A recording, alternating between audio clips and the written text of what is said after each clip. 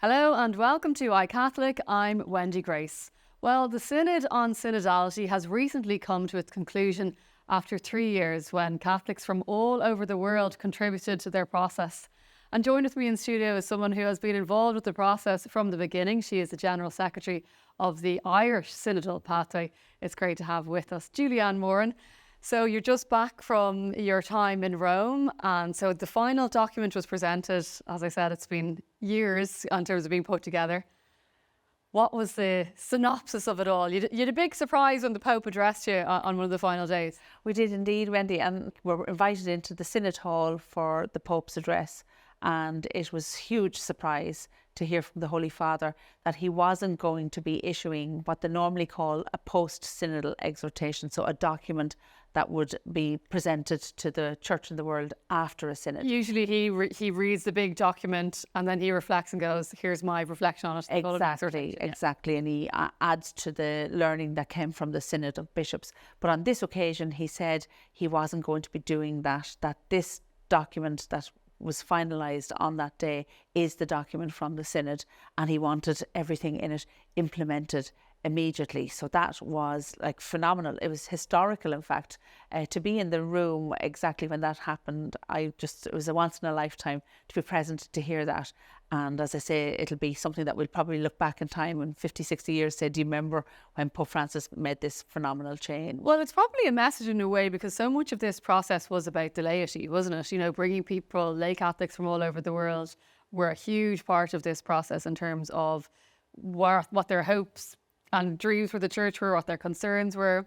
It's hard to drum it down into a final document, but that's happened. I know there's so much to it, Julieann, but in essence, what is it telling us? Oh, in essence, what the document is telling us now is that this is a roadmap for how to be and become a synodal church wherever the Church manifests itself.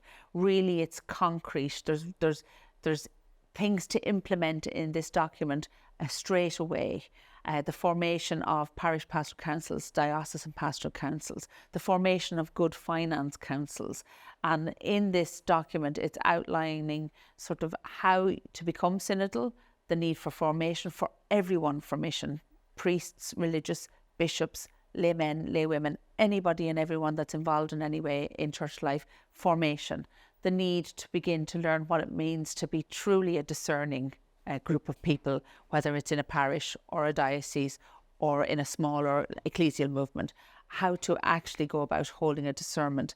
And then the need to not only consult, discern and roll out something, but now to do it transparently, to be accountable and to evaluate. These are huge shifts in the way that we understand how we do things, whether, as I say, it's in a parish council or whether it's in a diocesan context. So it's outlining for us a clear roadmap about how to become a synodal church, so that, please God, as we journey together as the people of God, no matter what issue comes up for us, we now have a process to be able to say, let's sit down, let's talk about the issue, let's consult those that need to be involved in the consultation, let's have a discernment and actually ask, where is God leading us at this time? What does God want? Not what Wendy wants, not what Julieann wants. What does God want from A, B or C? And that's how we are going to do church going forward. When you look at this document, Julieann, are you looking at it saying, actually, there's things here we're already doing in Ireland? Oh, absolutely. I think one of the key things that when I read through the document first, I felt sort of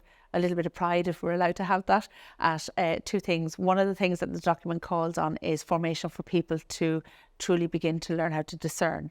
And we've been doing that all year as an Irish Synodal Pathway.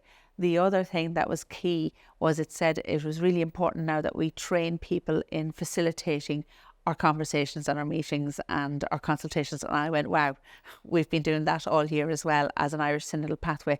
We have literally just finished training 250 people across the country in listening skills, discernment skills and facilitation skills, so that when we go back out again next year, please God, to do further listening with people, that we have this skill base in place already. And that's brilliant. And I think it'll give a lot of people hope, because I know there's people watching in parishes across the country that really want to do more, but they feel they don't have the skills, they need to be upskilled. So it's great to hear we're responding to that.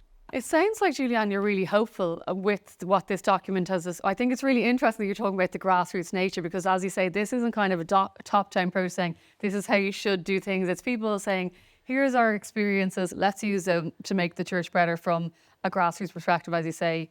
Do you think it'll do what it sets out to do? I'm really hopeful. We're coming into a Jubilee year of hope, 2025.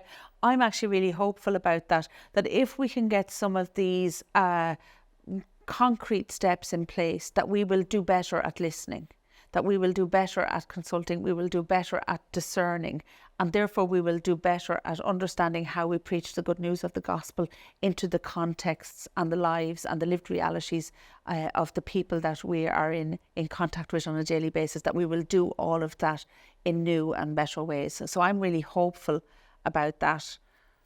Well, it's been great to have you, and thanks for all the hard work that you've done and continue to do. There is so much more to this. It's been such an in-depth process, and you can find out lots more interviews that was done over the process and more detail on all that's been happening as part of the Synod on Synodality on iCatholic.ie. But for now, thanks for being with us.